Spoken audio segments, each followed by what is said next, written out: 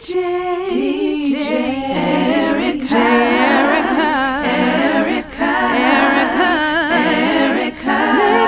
show. Female fleet. R&B, y'all. Fleet DJ. So before I get into the entertainment news today, I just want to discuss Kobe Bryant. I'm pretty sure everyone is aware. A little bit over a week ago, we lost one of the greatest NBA players of all time, Kobe Bryant, in a helicopter crash out in Calabasas, California. He died along with his 13-year-old daughter, Gianna Bryant, and 7 others who are also friends, colleagues, teammates of Gianna Bryant and Kobe Bryant. Just to talk about the day, I'm just going to talk about how I found out about this terrible loss and discuss the influence that Kobe Bryant had on me growing up. When I was younger, I would say I had to be 7 years old. Up until I was 20 years old, I played basketball. No, I don't want to say I played basketball. I lived basketball. It was all that I did. It's all that I dreamed to play in the WNBA. And my favorite teams, both male and female, was Los Angeles. The Los Angeles Lakers and the Los Angeles Sparks. And my favorite players were Kobe Bryant, Shaquille O'Neal, and, of course, on the women's side, Lisa Leslie. I dreamed that one day, eventually, I would be able to reach my goal in becoming a WNBA player. And shoot, an NBA player, who knows? I just love the sport, the passion, being able to, just play basketball. This is something for other people that's out there in the world that has a special connection to basketball that can just further express what Kobe Bryant really means to them. You know what I mean? And he was a big influence. He made me believe that if you work hard enough, you can get whatever you want. You know what I mean? Even right now, I still have that idea. Like, if I work hard enough, like I work hard enough right now with my podcast, I can be wherever I want with my show. And up until his retirement, I'll be honest with you, I stopped watching basketball once Kobe Bryant retired. I was there. I watched his last game, his retirement, the hanging of his jerseys. And it was just, shocking when I found out about his passing. Like a lot of people that work in entertainment, of course, I have a day job, and I was at my day job when I heard the news. I happened to be scrolling, and at the time when I went on the page, it had to have been the first outlet to release it. I would say the second, because they said TMZ was first. But the first outlet to grab the news from TMZ, which was lovebscott.com, posted a headline stating that Kobe Bryant had passed in a helicopter crash. And of course, I looked over to my coworker and I said, they're saying Kobe Bryant passed. And they said to me, like, no, that can't be true. Get right. And I just felt stunned. The same stunnedness that, if that's a word, I felt with the passing of many other legends that we've had, especially growing up, like Aaliyah, or Michael Jackson.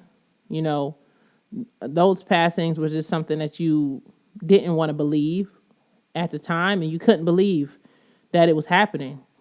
I had to take a moment upon me reading this news, and I went on Google, and it didn't pop up instantly. So I thought, okay, maybe this was a mistake. And then I started to see it trending all over social media, and it took my breath away. And I had to take a moment, and I went to go, went in the back of my job to sit down and try to process exactly what I was hearing, what I was seeing, because I just couldn't understand what happened. And then the fact, they said that it was 5 people originally. And I just immediately started thinking, oh my God, I hope it wasn't Kobe Bryant along with his family. I just in general, just loss of human life is terrible. But that's the first thing. I'm just praying, like, please don't let it be the worst. And, that hour, I don't know, it just felt like a little bit of an out-of-body experience. And I know people probably think I'm crazy. And I know it's a lot of people out there who feels that because you don't know somebody, you shouldn't care about their well-being. You know what I mean? You shouldn't care about, if they pass or not. You shouldn't have any emotion. We live in this cold society where, showing emotion and showing grief for the loss of someone who's not only, the loss of someone that you don't know who is an influence of you, someone who influenced you to do things, inspired you, a former celebrity. It's not the cool thing to mourn and grieve and to be in shock, to cry. But that day, I finished my day, and, it was just an out-of-body experience, because as the news rolled in and they said that his 13-year-old daughter, Gianna Bryant, who was basically the replica, the continuation of his legacy, a phenomenal basketball player, a young child, had also passed with him, it broke my heart, and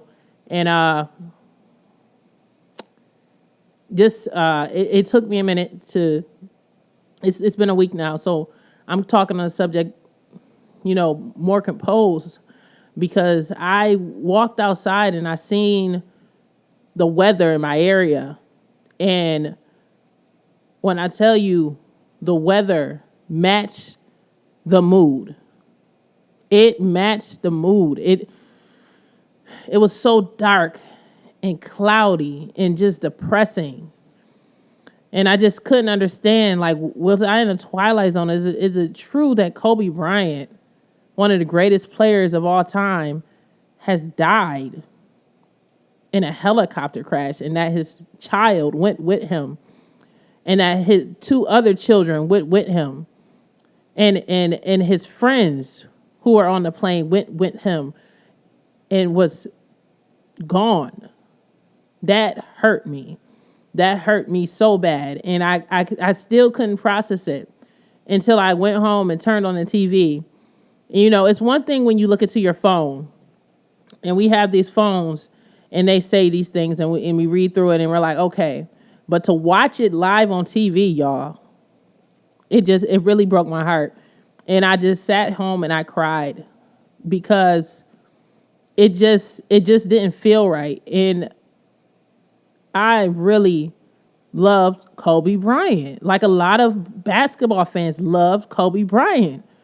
We were looking forward to seeing Kobe Bryant make it to his Hall of Fame, press, conference, whatever. Just this is making him being alive and being able to be inducted into the Hall of Fame, because he was only 41 years old, so young. You know what I mean? I'm 28. I'll be 41 in a flash of an eye, if you really think about it. That's not too far off. And to think that for him to be gone at 41 and only be 3 years out of retirement, he didn't even get to live. He did live a life. He did. But he just was able to finally be able to be the girl dad, that he was, and be able to spend time with all 4 of his children and his wife, who is also grieving. And I send my condolences to Mrs. Bryant as well. It's heartbreaking. And it's also a wake-up call for everybody that's out there waiting to do something. Do it today. Do it now. We're not guaranteed the next day. After I found this out, I stopped procrastinating. I took my money, I bought my camera, I got my set up, and I got immediately on here, because originally I was supposed to go on air at the end of February and say surprise from myself and the Hype Magazine TV. But I said, Tomorrow isn't promised. I'm not claiming that on myself. I have intentions on living a long life. But why wait until tomorrow when you only have today?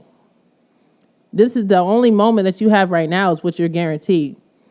So I went forward and I bought this equipment, and I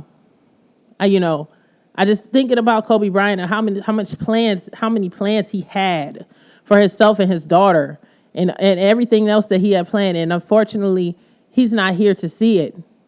It's heartbreaking. And, just seeing the outpour of emotion and love that everyone given to his family, to his wife, just seeing the strength of his wife being able to at least go on Instagram 3 to 4 days later and say a statement and say, she appreciated the love, just paraphrasing. You'll have to go on her Instagram to read it all. Just appreciating the love and, honoring the legacy of her daughter and her husband. It was a beautiful thing. And I also seen the tribute as well at the LA Lakers game this past weekend with LeBron James and Usher and, everyone wearing the 824 jersey, and them also putting a seats aside for Gianna and Kobe Bryant and putting their jerseys on the chair in remembrance.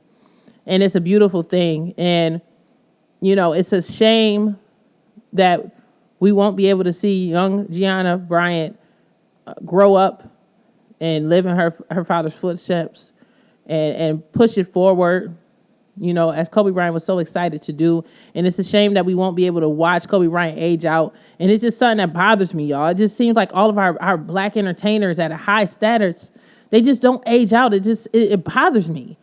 It bothers me that we have so many great entertainers and they keep leaving us before we even get to see them age, like get old. It's depressing, and, I am just at loss for words. I personally just want to take a moment of silence to give to Gianna, Kobe Bryant, along with the Antebello family, who was also lost on a plane crash, along with additional children and adults who was lost in the plane crash, and give a moment of silence in this segment before I go to my next segment. And I just want to say an appreciation. Thank you, Kobe Bryant, for everything that you did for the game. Thank you for your generosity. Thank you for just inspiring the full nation, just the world, with your talents, your determination, your drive, and you always will be remembered.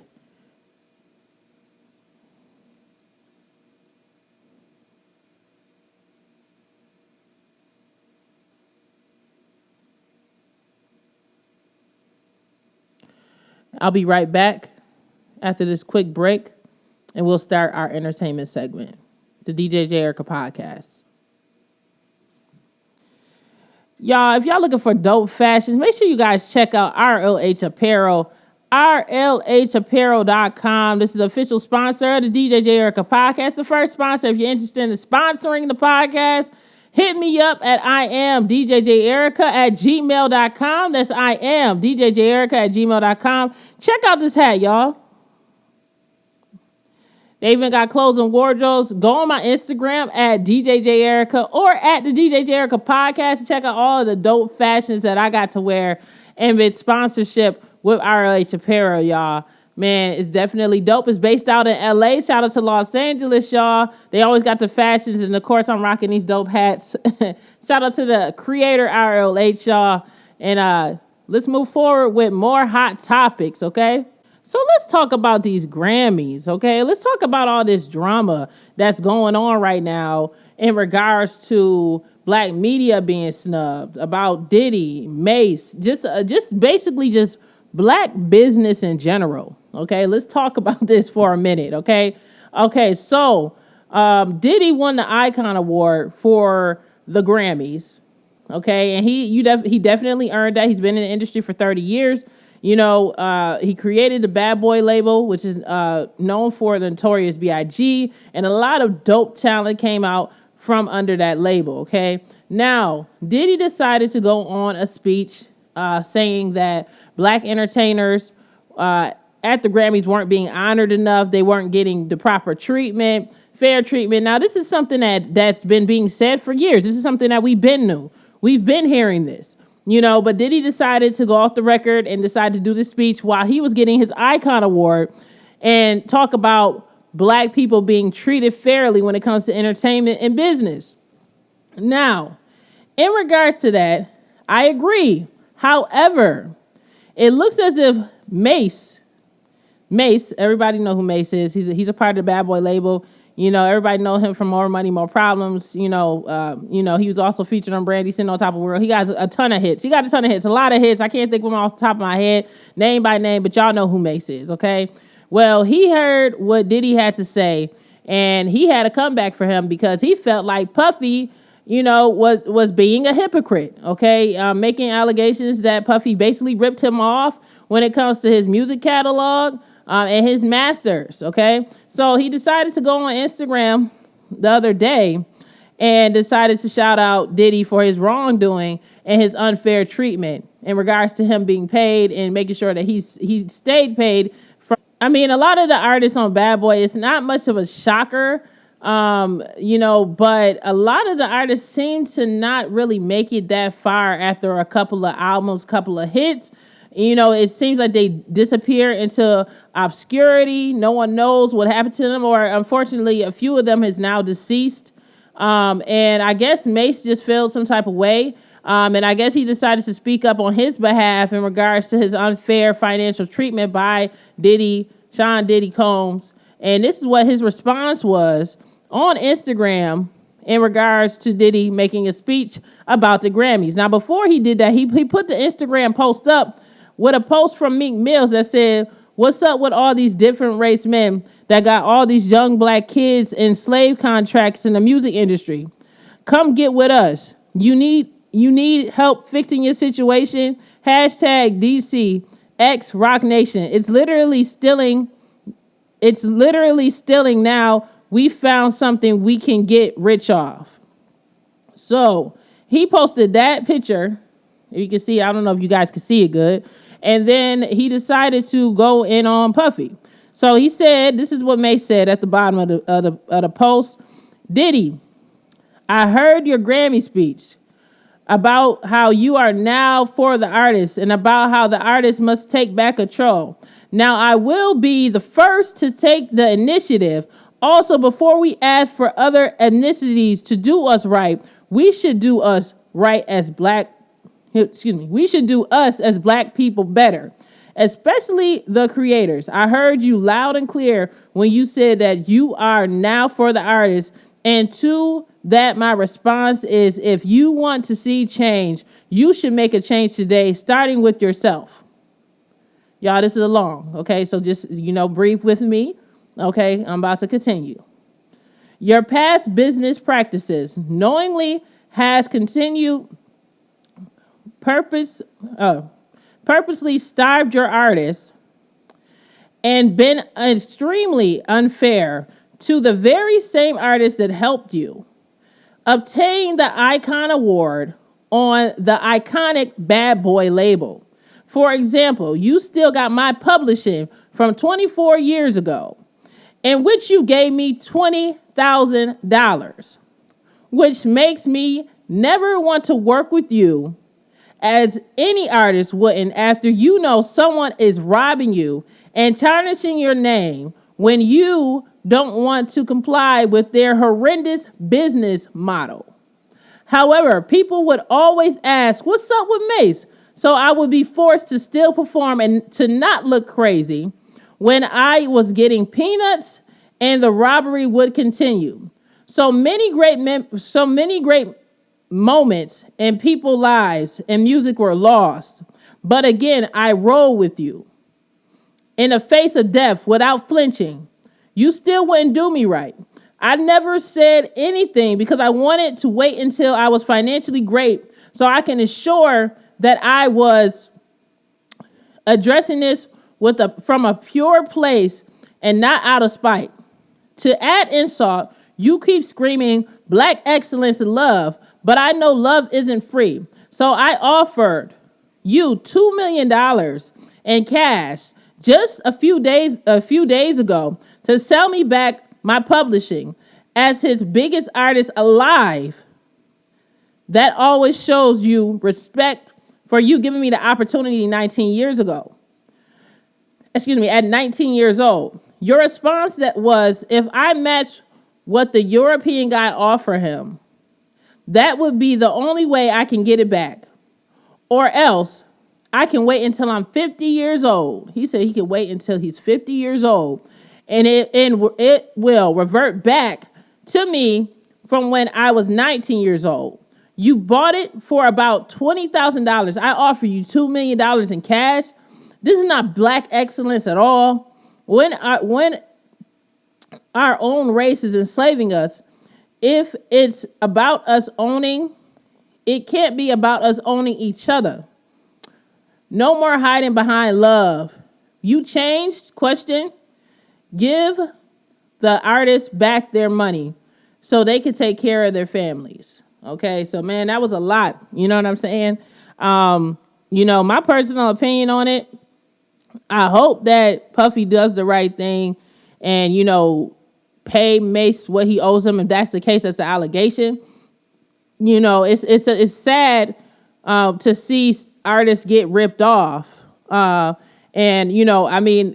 has done a lot of great things for people, but it's just terrible when we hear these stories. We hear these stories all the time about music executives robbing the artists. This has been going on since the beginning of time, since the 1950s, up to even TLC, who's really well known for their bankruptcy situation with their label and their managers taking all their money and everything else. And now, it's a lot of artists coming out of the shadows. And outside of Mase coming out of the shadows talking about Diddy taking money from him or owing him money, another artist is making a claim that another black person did them wrong, who was the producer for them. It's Khalees, the singer. I know you guys know her from the song Milkshake. She was previously married to Nas, who she ended up divorcing. And she did an interview, I believe it was People Magazine, and she made a claim that she didn't make it. She's not currently is not making any money from the first two albums she produced and wrote with the Neptunes. And that, for most of you guys who don't know who the Neptunes did, it is led by Pharrell. Of course, everybody knows who Pharrell is, the mega producer. And she's making these claims saying that he basically ripped her off and she didn't know that she was broke until she finished touring, and after her touring. And the reason why she wasn't broke was because of that touring, but she wasn't receiving her publishing and her checks for that publishing from the label. So now she got those claims going on. And man, I'm just trying to figure out, what went wrong? Is the producers to blame? Was it just a bad business deal? It's the thing with black folks. We mix business with pleasure too much, and we try to be friends with people we supposed to just do business with. And to me, it's a shame. It's a crying shame that it's so many artists that have to make these claims that these producers are out here ripping them off. I don't personally know these artists. I feel like a lot of the time people get too emotional for folks that they don't know. And I know I talked about that earlier, and I am not judging anybody for that, but I don't know their, the personal character of these artists. I enjoy their music. I mean, shoot, I got Pharrell album on my wall. You know what I'm saying? Like, I support Pharrell, but wrong is wrong. And I hope that if they have done Khalees wrong financially, I hope that they do write her a check and try to give her money, because that's not cool that this woman has put out a lot of great hits and she can't even eat off it. She's doing farming. She's doing, she's a chef now. And that's a fantastic career. That's something that she's passionate about. But I really hope that they end up doing Khalees right and end up paying her money. Now, let's talk about also sexism in the whole ordeal. Because when Khalees, she stepped forward before Mase, a few days before Mase, talking about her being done wrong by another black person and their team. And everybody kept telling her, stop complaining, stop whining, stop talking about your issues. Now that we have a black man coming forward, Mase, or just a male, just in general, talking about another black man doing him dirty, everybody is so supportive of what he's saying and saying, man, that's not right, this, and this. Can we stop the sexism when it comes to that? It doesn't matter what artist has done wrong, the sexism, whether it's a man or a woman. I feel like it should be equal support. If Khalees just got ripped off by Pharrell, that's not okay. If Mase got ripped off by Diddy, that's not okay. Granted, these people have given them opportunities to be able to feed their family, but it's just, for artists, it's a lesson. Read your contracts. But also, it kind of makes me think, what if they didn't sign the contracts? what we know of a Mase right now, what we know of a Khalees right now, Pharrell and Diddy has helped, you know what I mean? And helped them feed their families as well, even though it might have been allegedly some bad business practices. It's really just a double-edged sword. That's the thing that's about it. It's like, you know what I mean? So hopefully they'll be able to get it lined up. It's just important that artists out here, y'all pay attention. Make sure y'all look over your contracts before, deciding to do a deal when it comes to your music. Because once you lose your publishing, baby, that's a wrap. I mean, touring can be great, but who really wants to tour when they're 50, 60 years old because their publishing and all their financing is messed up because they signed the wrong contract and didn't have the correct lawyers. So, this is a lesson for anybody that's out there in the music industry. Remember, the things are different now. The artist is leading the way and the label is asking the artist to join their team instead of the artist auditioning for the label and trying to be, you know what I mean? Things are different than it was back in the day. So for all the independent artists out there, continue to read your contracts. If you got something good going on, maybe it's best. Maybe you shouldn't sign with a label. If you're making your own money, do your own thing, be independent. You know what I mean? But, of course, we're going to talk about some more hot topics. And I'll be right back on the DJ J. Erica podcast. Appreciate everybody. Shout out to all the listeners out there. And make sure you guys subscribe to the Instagram at the DJ J. Erica podcast. Make sure you guys follow me on YouTube. I am DJ J. Erica on YouTube. And make sure you guys check me out on the Hype magazine. Your dates and listed times to be announced, okay? We got so much more coming for you and some more hot topics. We'll be right back on the DJ J. Erica podcast, baby. So speaking of which, let's get to the next subject, of course, I was talking about in this segment. Just talking about black media abandonment. And let's talk about that, okay? Because there's a lot of celebrities out there that complain and say that they don't get support from, the Grammys or the Oscars and things of that nature. But meanwhile, they don't even support their own black counterparts when it comes to media production and everything else on the red carpet. Jamal Finkley, he's the owner of Black Tree TV, okay, and Black Tree Media. He decided to highlight the fact that a ton of A-listers have walked past the entire media circuit, and they're talking about they walk past big names like Jet, Ebony, Magazine, and of course other regular bloggers and stuff like that. They ignored them as well, and they have footage of Lil Nas X walking past. And they basically was trying to say that, I guess maybe Jamal or whoever it was that was screaming should have said it a little louder. So I think it was Jamal screaming, saying that he should have said it a little louder for him to notice.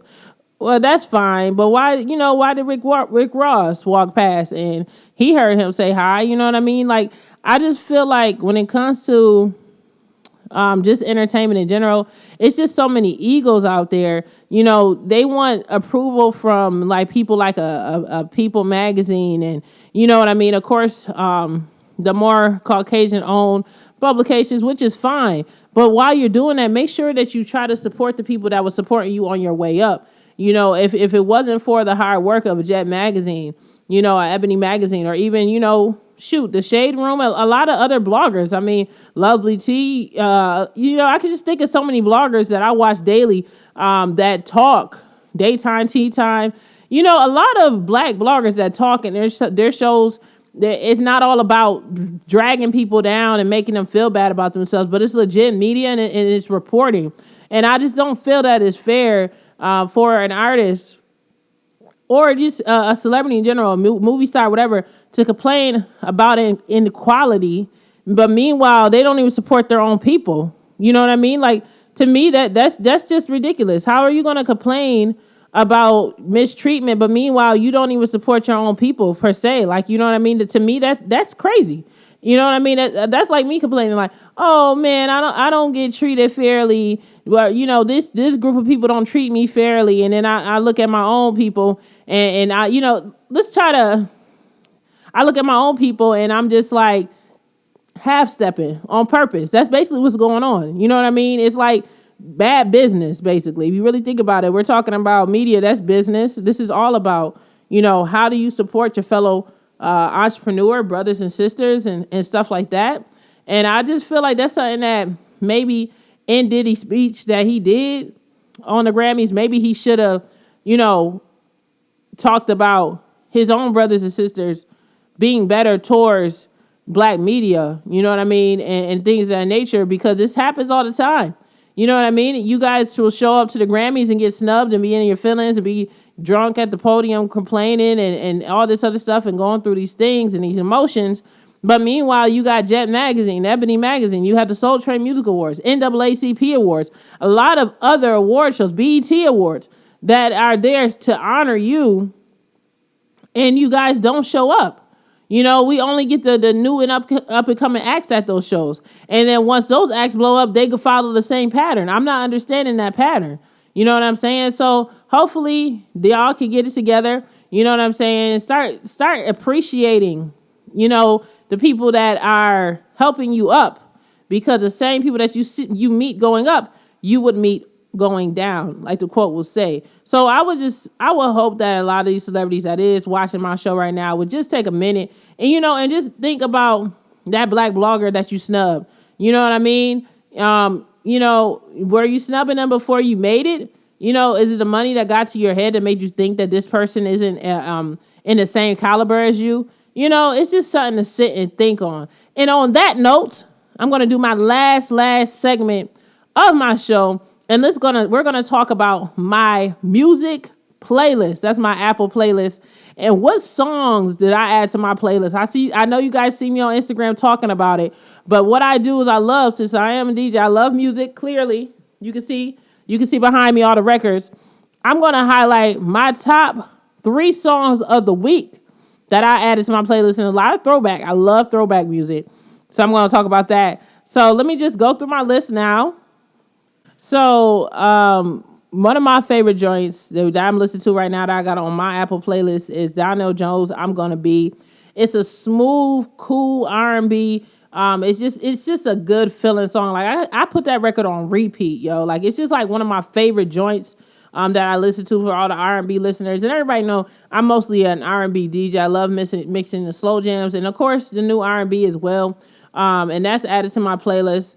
The other records I add to my playlist that get me hype is Bruno Mars, That's What I Like. You know what I'm saying? It's just one of those feel-good records, that pop record. You know what I'm saying? You can play that anywhere. You can play it when you drive into the club. You can play it when you go on grocery shopping. You can play it when you get in the shower. You can play it when you get fresh for the club. And, you know, that's one of my joints I love listening to. The other throwback joint I love listening to is T.I. Why You Wanna. You know, it's like one of them just feel good, ride out hip hop records. And it's like one of my favorite records I love to add to my playlist. And I can't complete my playlist at all. Did I say top 3? And forget all the, who really needs to count numbers, right? It's so many records that I love. My other record that I love also is Girl by The Internet. And it's just that overall album, Ego Death. Oh my God, I freaking love that album from beginning to end. And I also love their most previous work that they've released. Let me just finish going through the rest of my playlist here that I have. Okay, so my other record I love listening to as well is the Neptunes and Pharrell featuring Jay-Z, Frontin'. That's one of my go-to records, and I know you guys are like, man, she got a vibe on her.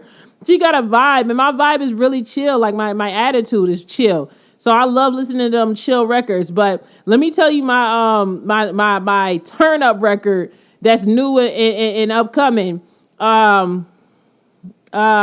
Saucy Santana, You Can't Kill Me. Okay, I don't know, man. He's definitely a fun independent act I like to listen to. You know, when I'm feeling myself real good, I like to listen to that. Another album, just talking about albums in general, that you should definitely, you know, that's throwback. That I love is of course Usher Confessions, man. I love that. I freaking love that record. It's a classic. Current stuff from the past couple of years, you should check out Hive Minds from The Internet. That is a fantastic album. Also, Ari Lennox, Shea Butter Baby. I love it. No skips. 0 skips on this album for the R&B heads out there. You know, and give Summer Walker a chance. Yo, check her out, man. Check out her full project Over It. I love it. It's just so many different records out here that I love. And I don't discriminate neither. You know, I listen to all types of artists. on my playlist, and I support them, and with me supporting them, I got to give a highlight to my indie R&B pick of the week, and that is Tiffany Page featuring John Robinson, That Magic. Y'all should check her out. Go follow her on social media. I think it's Miss Tiffany Page or Miss Tiffany Page. Or Miss, I think it's Miss Tiff Page on Instagram. Check her out, and I really like this record. This record is dope. So I would play the music, but I don't want to get flagged or anything like that. But I want you guys to check those records out. You know what I mean? Tell me what you guys think about those records. You know what I'm saying? Because they're really, really dope records. They're really good records, and those are my top three.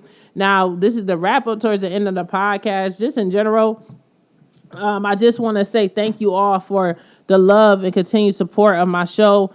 We have numbers that I'm trying to reach. I'm trying to reach the masses, as many people as possible. So please take the time and give me a share, give me a like, subscribe.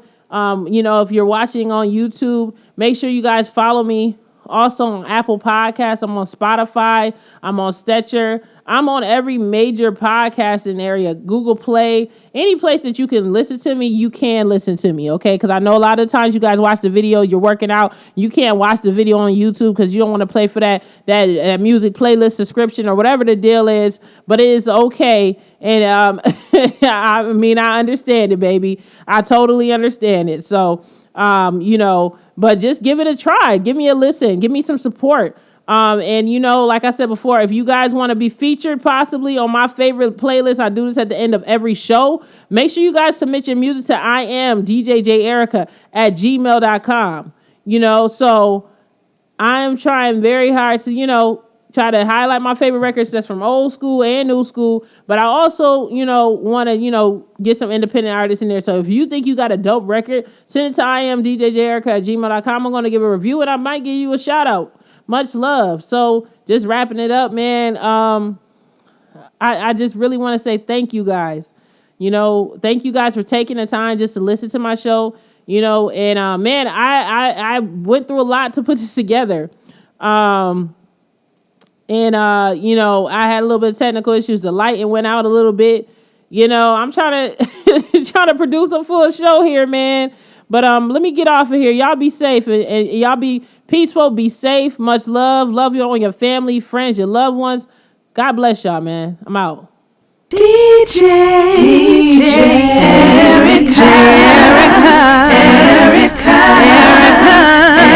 Mixtape show. DJ Erica. Female fleet. Erica. R&B, y'all. Fleet DJ.